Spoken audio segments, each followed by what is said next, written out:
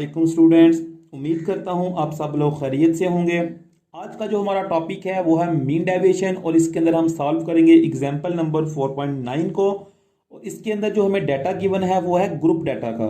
तो last lecture के अंदर हमने मीन डेविएशन को फाइंड किया था अनग्रुप डाटा के लिए, लेकिन आज का जो लेक्चर है वो हमारा होगा ग्रुप डाटा के ऊपर कि अगर हमें ग्रुप डाटा गिवन हो तो उसके ऊपर मीन डेविएशन को हम कैसे फाइंड करते हैं।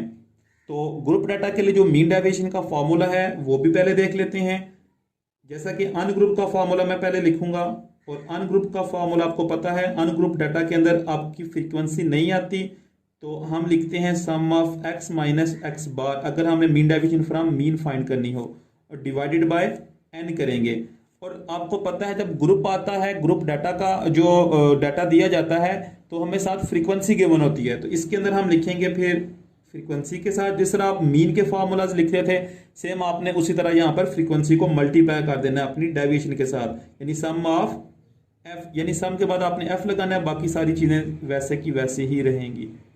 ठीक है, और एन की जगह आपने रिप्लेस कर देना है सम ऑफ एफ को। यानी अब इस लेक्चर के अंदर जो हम चीज पढ़ेंगे वो हम पढ़ेंगे इस फॉर्मूला के रिलेटेड। और अब हमने सिर्फ x माइनस एक्स बार नहीं करना बल्कि f को मल्टीप्लाई करके फिर उसका सम करना है। तो अब चूंकि मुझे जो डाटा गिवन है वो है क्लास इंटरवल गिवन है, और पहला इंटरवल है 86 to 90, फिर 91 से 95 तक। तो मुझे यहाँ पर चाहिए x, फिर x बार चाहिए, फिर उसको मैं डिफरेंस लूंगा, मॉडुलस करूंगा उसका, फिर उसको मल्टीप्लाई करूंगा f के साथ। तो सबसे पहले फिर हम x को फाइंड करेंगे, क्योंकि x होगा मेरे पास तो मैं उसका x बार और बाकी आगे सारा काम कर सकूंगा। और x कैसे फाइंड करते हैं? x होता है क्लास इंटरवल का मिड पॉइंट। आपको यहाँ पर क्लास इंटरवल गिवन है 86 से 90 तक, तो आपने सिर्फ क्या करना है, दोनों का जो मिड पॉइंट है उसको फाइंड करना है। मिड पॉइंट कैसे फाइंड करते हैं? दोनों को जमा करें और 2 पे डिवाइड करते जाएं, तो इसके जो मिड पॉइंट आएंगे, इसका जो मिड पॉइंट आएगा मेरे पास वो आएगा 88, यानी 86 और 90 के जो बिल्कुल दरमियान में वैल्यू आती है। फिर इसी तरह इन दोनों को जमा करें, 2 पे डिवाइड करें, तो ये मेरे पास आ जाएगा 93। अब देखें तमाम जो वैल्यूज है इनके दरमियान 5-5 का डिफरेंस है। तो अगर आपको ये देखें कि जो डिफरेंस है वो सेम है, तो जितने का डिफरेंस हो, अगर पहली वैल्यू आपने फाइंड कर ली तो उसमें वही वैल्यू जमा करते जाएं। इनमें भी 5 का डिफरेंस आ रहा है, तो देखें इनमें भी 88 और 5 जो है वो 93, फिर 5 जमा करूंगा तो वो 98 मेरे पास आंसर आएगा। लेकिन इसके लिए आपने ये लाजमी देखना है कि इनका जो इंटरवल है वो भी आपके पास सेम आना चाहिए। तो इनमें भी 5 का इंटरवल है, तो इधर भी आपके पास 5 का ही इंटरवल आएगा। तो यहाँ पर 103, 108 और 113 ये मेरे पास आ गए इनके मिड पॉइंट्स। यहां पर स्टूडेंट्स एक और गलती करते हैं कि वो ये देखते हैं कि यहां पर हमें क्लास लिमिट्स गिवन है, वो क्या करते हैं, वो इसकी क्लास बाउंड्रीज बनाना शुरू कर देते हैं।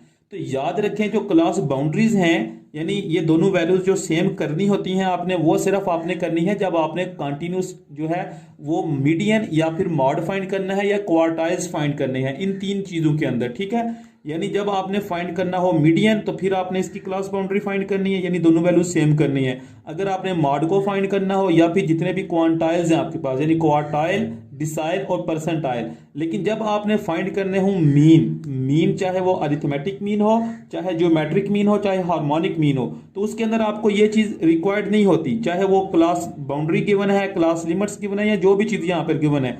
आपका जो काम है वो है x के साथ, तो आपने मिड पॉइंट्स निकालने हैं। ये चाहे आप क्लास बाउंड्री का निकालें या क्लास लिमिट का निकालें, ये जो वैल्यू आपके पास आएगी ये सेम आएगी।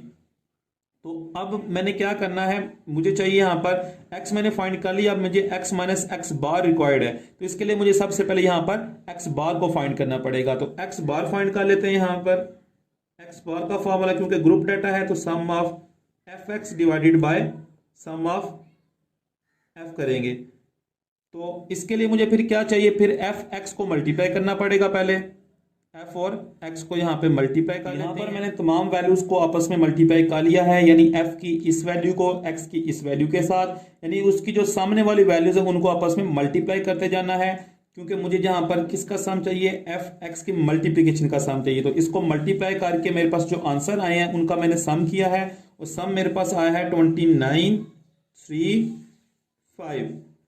इसी तरह डिवाइजर में मुझे चाहिए सम ऑफ एफ, और सम ऑफ एफ है मेरे पास यहाँ पे 30। इसको अगर मैं डिवाइड करूंगा तो मेरे पास जो एक्स बार यानी कि मीन का जो आंसर आएगा वो आ जाएगा 97.83 97.8। अब चूंकि मेरा जो मेन काम था यहाँ पर वो मैंने फाइंड करना था मीन डेविएशन को, तो इसलिए मैंने अब x की तमाम वैल्यूज में से जो x बार है इसको माइनस करके इसका मॉडुलस लेना है। तो यहाँ पे मैं कर लेता हूँ x माइनस x बार, क्योंकि x बार का जो आंसर है वो मेरे पास आ चुका है। अब मैंने x की तमाम वैल्यूज में से यानी 88 में से 93 में से इसी तरह तमाम वैल्यूज में से मैंने क्या करना है, मैंने 97.83 को माइनस करना है। तो अगर मैं इस 88 में से इस वैल्यू को माइनस करता हूं, यानी ये एक छोटी वैल्यू है लेकिन ये जो वैल्यू है आपका x बार जो है ये बड़ा है, तो ये माइनस करेंगे तो इसमें से ये आ जाएगा -9.83।